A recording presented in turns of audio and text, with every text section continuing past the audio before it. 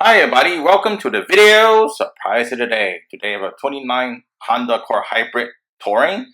I want to tell you what lessons I learned in getting better MPG.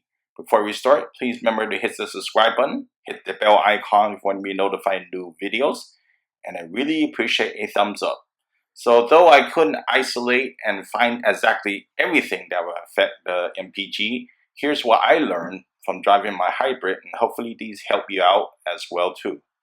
Number one, the weather definitely affects the MPG. When I noticed my temperature around 53 degrees, I was getting really bad MPG. So in cold weather, I noticed my core, my MPG wasn't great at all. And that's nothing to do with the vehicle. It really has to do with the temperature outside. That's something you can't really control, I guess.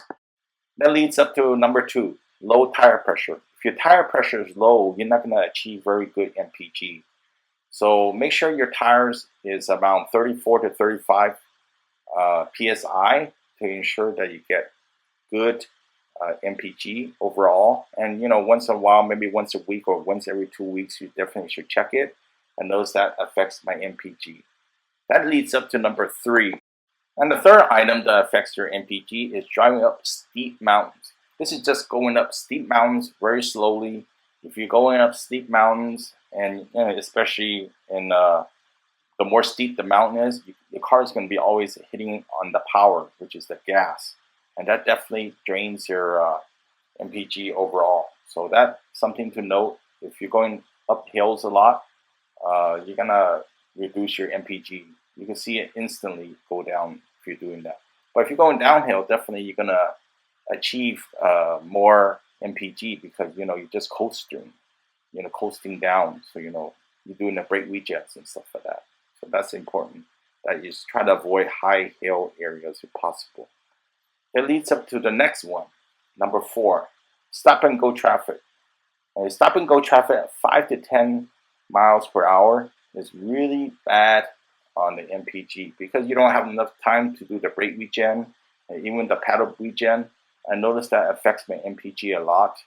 It's very hard to get any regen going if you're going very slow speeds. So that's important, I guess, if you try to avoid areas with very high traffic. You want to get the best MPG. Okay, on the next one, Eco mode gives you the best MPG overall. I tested the sport mode, the normal mode, and the eco mode. So the eco mode, there is a sacrifice with that. So basically, the acceleration can be slower, it's numbed, and your air from the AC is numbed. It just feels a little bit slower when you hit the accelerator a little bit, but it's not that noticeable over time. It gives you the best MPG. If you drive in normal mode, I notice the MPG won't be as great as in eco mode, but it's still not bad at all. It's just like sometimes I feel it's about the same in terms of acceleration. But if you drive in, say, sport mode, definitely your MPG really goes down a lot. So it's not really like driving a hybrid. It's more like driving a car if you put it in the sport mode. So the next item I look at is 6. And that's use the brake and paddle regen as much as possible. And also notice that when you're doing the brake regen, you want to leave some distance between the car in front of you. So you might want to keep some space. So you could do the brake regen ahead of time, or you want to do the paddle regen. The brake regen does bring your taillights to show that you're braking. So keep that in mind, but it does add a lot of average fuel MPG gain and also fuel gain. If you're doing the paddle regen, I noticed that the gains are a lot less. So just keep that in mind. But either way, both of them are very viable options I'm learning, and it improves the MPG.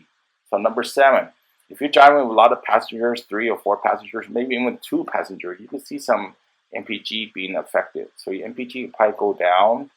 And also the other item I wanted to add, if you're driving in the streets a lot of stop and go as well, your MPG for local does go down. So if you have other MPG ideas how to get more MPG, please share it below. I really appreciate that. I really appreciate a thumbs up, and I'll see you next time. Bye.